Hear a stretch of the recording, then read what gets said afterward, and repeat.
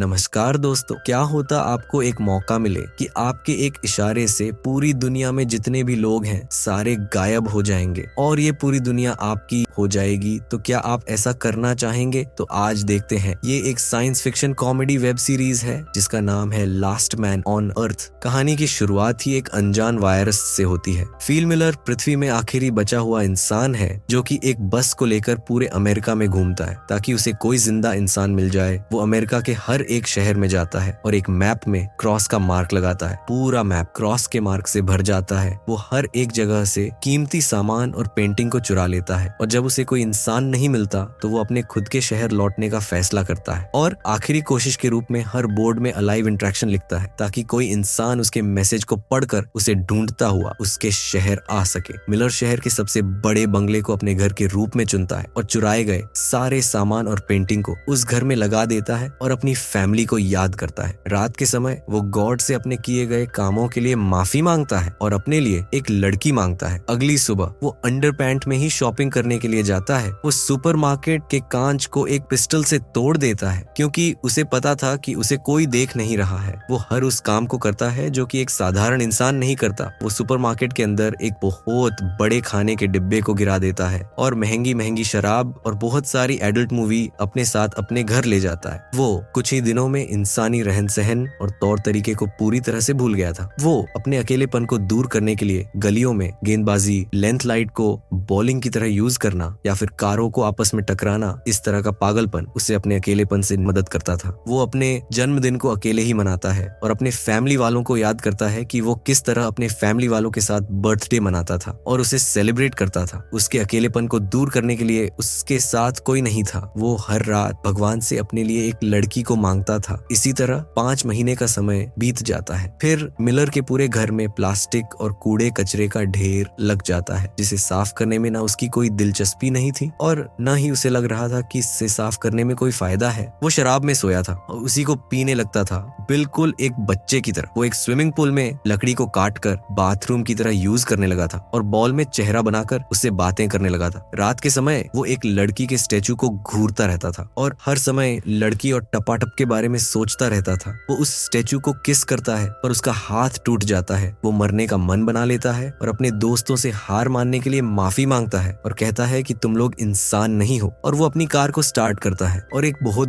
बड़े पत्थर से अपनी कार को टकराना चाह रहा होता है कि तभी उसकी नजर काले धुएं की तरफ जाती है। वो समझ जाता है कि वहां पर कोई जिंदा इंसान है, शायद कोई लड़की है। इसीलिए वो अपना मरने का मन छोड़ देता है और सीधा धुएं की ओर जाता है जहां उसे कुछ ऐसा देखने को मिलता है जो कि वो सालों से देखना चाहता था। एक लड़की की ब्रा जिसे किसी ने सूखने के लिए डाला था। मिलर उस ब्रा को सूंघने लगता है और बेहोश हो जाता है कि वो एक सुंदर लड़की के गोद में है जो कि उसे किस कर रही है। तभी उसे असल में होश आता है और वो देखता है कि सच में एक लड़की उसे किस कर रही है। वो सुंदर तो नहीं पर उम्र में उससे बड़ी होती है, जो कि मिलर को सीपीआर दे रही थी क्योंकि उसे लग रहा था कि मिलर मर रहा है। वो तुरंत उस लड़की से दूर हट जाता है और उससे कहता है कि वो सुंदर लड़की कहाँ गई। फिर केरल मिलर को अपने अंडरपैंट को देखने को कहती है जो कि गिला होता है। फिर मिलर उसे कहता है कि मैंने अपने अंडरपैंट को गिला नहीं किया और वो केरल की तरफ बढ़ता है। ये देखकर केरल बंदूक निकाल लेती है और मिलर मान लेता है कि उसने अपने पैंट को गिला किया था। केरल उसे बताती है कि अलाइव बोर्ड को देखकर वो यहाँ पर आई है। वैसे तो मिलर हर रोज भगवान से लड़की मांगता था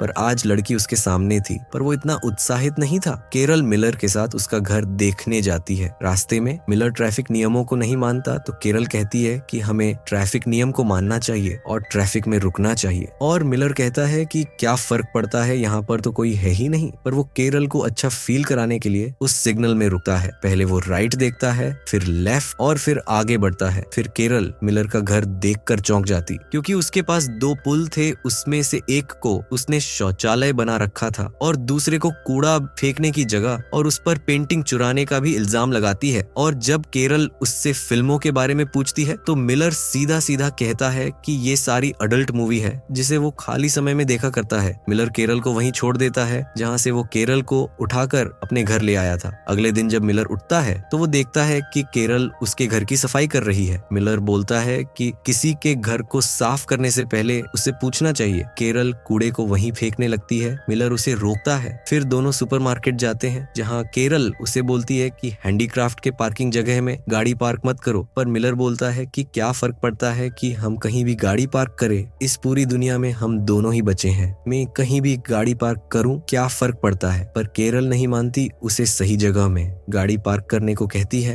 मिलर को गुस्सा आ जाता है और वो सुपरमार्केट के अंदर गाड़ी को पार्क कर देता है। वो रात के समय फिर अपने फ्रेंड के पास जाता है और केरल की शिकायत करता है। अगले दिन जब केरल उसके पास के घर में रहने आती है तो फिर उसे रोकने की कोशिश करता है, और जब केरल नहीं रुकती तो मिलर अपने पेंट को खोल देता है ताकि केरल उसे गंदा इंसान समझकर वहां से चली जाए। पर केरल उससे बात करने लगती है। मिलर उसे रुकने को कहता है और जब केरल नहीं रुकती तो फिर अपने पेंट को पहन लेता है। केरल को लग रहा था कि भगवान ने उसे और मिलर को इस दुनिया को चलाने के लिए चुना है, पर मिलर कहता है कि तुम इस दुनिया में अगर आखिरी औरत भी बची हुई हो फिर भी मैं तुम्हारे साथ टपाटप नहीं करूंगा, और वहां से चला जाता है। केरल उसके पास जाती है। वो टॉयलेट कर रहा होता है। केरल मिलर को बगीचे में पानी लाने के लिए मदद मांगती है ताकि वो फ्रेश और ताजी सब्जियां उगा सके, पर मिलर मना कर देता है। तो केरल उसके सामने ताजे टमाटर खाकर उसे चिढ़ाने लगती है ताकि मिलर उसकी मदद करे, पर मिलर उसकी मदद नहीं करता। फिर वो रात में फलों के बगीचे में जाकर सारे टमाटर को खा लेता है, और जब अगले दिन केरल उसके घर जाती है तो वो देखती है कि मिलर के पूरे कपड़े में टमाटर लगा हुआ है, और मिलर साफ मना कर देता है कि उसने टमाटर नहीं खाए। मिलर देखता है कि पानी लाने की कोशिश करने में केरल के पैर में चोट लग गई है।